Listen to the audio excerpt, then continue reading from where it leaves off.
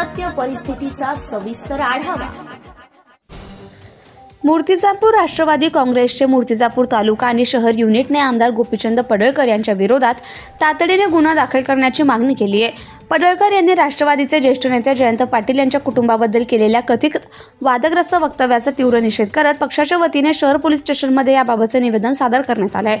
या निवेदनात राष्ट्रवादी काँग्रेसने म्हटलं आहे की आमदार पडळकर यांचं वक्तव्य अत्यंत असभ्य आणि बेताल असून यामुळे समाजात अस्थिरता निर्माण होण्याचा धोका आहे।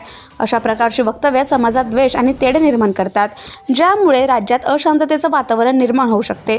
त्यामुळे समाजात अशांतता पसरवण्याचा प्रयत्न केल्याबद्दल त्यांच्यावर कठोर कारवाई करणं आवश्यक आहे।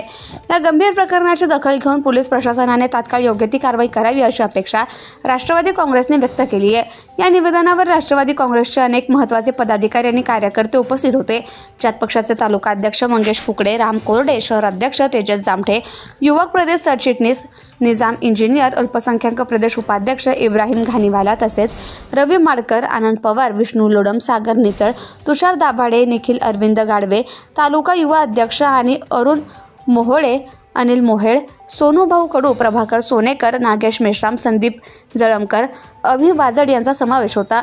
या मागणीमुळे राजकीय वर्तुळात नवा वाद निर्माण होण्याची शक्यता असून पोलीस प्रशासन यावर काय भूमिका घेते हे पाहणं महत्त्वाचे ठरेल। प्रतिनिधी दीपक थोरात, महाराष्ट्र टुडे 24 न्यूज, मूर्तिजापूर। पाटील साहेबांबद्दल जे अर्वाच्य भाषेचा वापर केलेला आहे त्यांचा मूर्तिजापूर तालुक्याच्या वतीने व आमच्या शहराच्या वतीने आम्ही इथे जाहीर निषेध करतो व त्यांच्यावरती त्वरित पोलिसांनी गुन्हे दाखल करून त्यांना अटक करावी अशी विनंती करतो। Subscribe now and press the bell icon. Never miss an update.